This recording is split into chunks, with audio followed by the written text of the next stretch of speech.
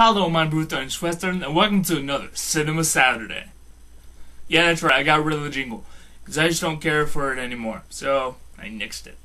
So, the movie I watched this week is Let the Right One In. It's based off of a book from Sweden, the same name, and if you guys watch this movie, please, for all that is holy, watch it in Swedish with English subtitles. You'll thank me later, because the English dub just sounds terrible, in my opinion. But it's a strong opinion. So, the movie starts off with this little girl and her caretaker. It's just assumed that's kind of her dad. It's not really explained. But they move into this apartment complex next to this little boy, Oscar. Now, Oscar gets bullied a lot at school, and in order for him to take out his aggression, he kind of stabs this wooden pole, pretending that it's his bullies. So you see the girl's caretaker getting ready to do something. I mean, he's cleaning out this jug, he has a funnel for it, he has a knife. Lord only knows what he's about to do. So he gets ready, he gets everything all packed up and ready to go, and he goes out, and he finds this guy that's just walking, and he asks him what time it is. The guy says he doesn't know because he doesn't have a watch. And the caretaker takes out this canister of Halothane, which is a kind of a knockout gas. And so he ties the guy up, and he has him upside down. And once he's all prepped and ready, the caretaker bends down, takes out the knife, slits his wrist, so the blood flows into the funnel and into the jug. While he's doing this, a dog comes by, and its owners are yelling for it. And he notices the dog and he hears the people, and he's like, oh shit, I'm busted. So he panics, he gets his stuff, and he goes. Meanwhile, Oscar and the little girl meet up at the little playground inside their apartment complex. And the girl says, hey, just so you know, we can't be friends. And Oscar's like, well, why? He said, that's just how it is. And she goes off, and he says, well, who says I want to be your friend anyway? And that's it. Then you go back to the caretaker. He's on the train home, and he's just looking around, putting his little overcoat into the bag, and he realizes he left the jug behind, the jug of blood. And so when he gets home, the girl's all pissed off at him, and she threatens that she's going to take care of it herself, whatever she's talking about. And all he says is that he's sorry. Now, the movie goes to this group of middle-aged people. I'm not going to really get into those characters because I'm going to try and keep this as short as possible. That and the main focus of this movie are the kids. So I'm just not going to really go into their little side story, even though everything gets intertwined later on. So the next night, Oscar and this girl meet up again in the playground. At first they're doing a little standoff like, why are you here? And it's like, well, why are you here? And all that. And then the girl gets a little curious about the Rubik's Cube Oscar has. And he shows it to her, says that she can borrow it if she wants. And so she tries to figure it out, and then Oscar goes back inside. This girl, her stomach growls, she's really fucking hungry. So she hides in this tunnel, and while two of the middle-aged guys are going by, they part ways, and she attacks one of them. And she ends up killing him. When she gets home, the caretaker's really pissed at her, just yelling at her, and so he goes off and he takes care of the body. He drags it and he dumps it in this pool of water. And we'll get to that later. The next morning, when Oscar's about ready to head out to school, he notices the Rubik's Cube down in the play area, and he sees that it's been solved. So that night, after school and everything, they meet up again in the playground, and at first, he asked her how she did it, and she doesn't really say just yet. They exchange names, how old they are, and everything. And then she starts to show him how to do the Rubik's Cube, and their friendship slowly starts to bond.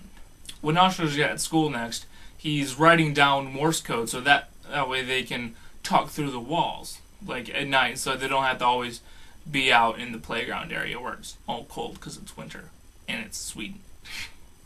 One of the bullies notices what he's doing, and once Oscar gets out of school, The bully confronts Oscar about it, but Oscar's like, I don't know what you're talking about, because he just doesn't want to show him. So the bully has one of his goons take out a whip, starts going at his legs. But this goon's kind of a wimp. He starts crying, so he has the other goon take it right across the cheek. And they're like, oh shit, who's going to tell his mom about this? And so they run off, and Oscar ends up telling his mom that he fell on a rock during gym class. That night when Oscar and Ellie are out on the playground again, she asks him about it, and he tells her the truth. So there's some kids at school, and she tells him that he needs to hit back and hard. And he says if he can't, and then she says that if he can't, then she'll help him, because she can. A little later on, the two go to this little candy shop. When Oscar offers one to Ellie, at first she denies it, because she just can't have it. And then she says, okay, I'll try one. And then she ends up vomiting. And then Oscar goes up to her, he hugs her. She asks him if he likes her, and he says he does. She asks even if she wasn't a girl if he would like him, and he said he would. We'll get to the importance of that later. Over the next couple of days, Oscar is over at his dad's house, just visiting because his parents are divorced. Meanwhile, the caretaker's getting all prepped up again, and while he's doing that, he asked Ellie not to see the boy tonight, Oscar. And her only response is putting her hand on his cheek. Now, a little bit of backstory for the caretaker. They don't explain it much in the movie, but if you've read the book, then you know. The caretaker kind of has, well, let's just say he likes kids a little too much, if you catch my drift. So the caretaker goes out, he finds another victim, just a basketball player, while they're practicing. And he's about to get the kill. And then the kid's two friends come along, and they ask what's going on, and the kid starts to wake up, and then the caretaker's like, fuck, I'm done. I'm caught. I can't do anything now. So he goes back, and he takes this little jar of liquid, and he pours it on himself, and it starts to burn. Ellie goes to the hospital that the caretaker's taken to, and she's hanging outside his window. He leans out, and he offers himself to her so she can have a meal for that night. And so she accepts. She starts drinking his blood, and then just lets him fall, and then he dies. Now Oscar's home by this time, so Ellie goes over to Oscar's. She asks if she can come in. He accepts, even though he's like dead tired. He's already in bed. So she gets in bed with him, and after a little bit of talk, Oscar asks Ellie if she'll be his girlfriend. At first she's like, I'd rather not. But then she asks if there's anything special that you do. Oscar says no, and so then Ellie agrees to be Oscar's girlfriend. The school kids have a field trip the next day, and while they're there, the bullies kind of corner Oscar. They threaten to push him into this hole in the ice. And after they do a little bit of talking, the main bully starts to advance. Oscar takes this big, pole that he found and just whacks him in the side of the head. As the main bully starts screaming, two other kids start screaming. And one of the teachers goes over, and they find the body that the caretaker hit. Later on, Oscar and Ellie meet up in this room that kids aren't supposed to go to at the local pool. And they're hanging out, and Oscar cuts his hand. It's on purpose. And he says that he wants to mix blood with her so they're always, bonded together. And she starts to kind of freak out a little bit because she drinks blood. And so there's a tiny little pool of blood on the floor, and she dives for it. She starts licking it up, and Oscar's like, what the fuck is going on? Ellie tells him to just get out of there, but he doesn't, so she just runs off. Later on, one of the women that hang out with the older men, she's walking along after having a little fight, and Ellie pounces on her and starts drinking her blood. But one of the guys comes over and just kicks her off, and so she runs off. After another visit to his dad's, Oscar comes home and confronts Ellie about her lapping at the blood, and he asked her if she's a vampire. She basically says that she is. Later on, Ellie comes over to Oscar's house, and she asks if she can come in, but Oscar doesn't give her a verbal invitation, but he lets her in. So she comes in. After a little while, she starts shaking and just starts bleeding all over the place. So Oscar's like, okay, you can come in. And so she calms down, and then later on, she gets showered, and then while she's changing into one of Oscar's mom's dresses, Oscar peeps in at her and notices a scar on her crotch, which means that she really isn't a girl. She was born a boy, and she was castrated. If you read the book, they go into that.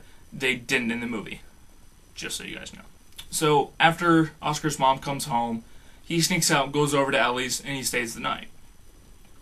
In the morning, the main middle-aged guy decides he needs to get revenge on this little girl, because he pieced together that she killed his friend, and she is the reason that Virginia, the woman, wanted to kill herself. I'm not going to go into how she dies. I want you guys to see that for yourself. It's actually kind of cool.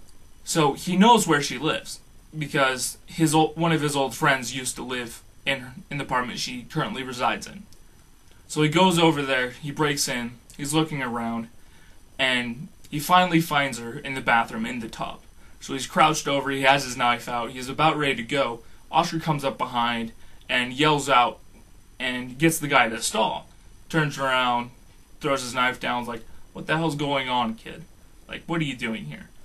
And then Ellie attacks. She jumps on the guy, they start fighting a little bit, but he goes down, and then Oscar goes off and decides, fuck this, I just can't kill anyone.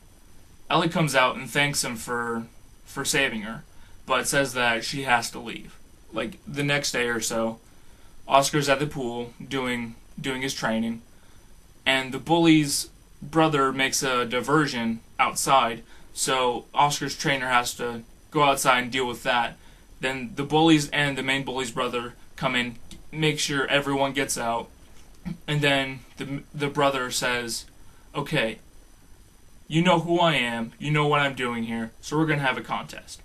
You can hold your breath for underwater for 3 minutes, and I'll just scratch you with my knife. You can't, I'm going to poke out your fucking eye. Because when Oscar swung the pole at the main bully, he actually, like, damaged his ear enough where he started bleeding, he had to go to the hospital. So it's basically an eye for an ear. And while Oscar's underwater being held by the brother, Ellie comes in, just fucking slaughters everybody. Except for one kid, the kid that's sitting off to the side and crying because he doesn't want to be there.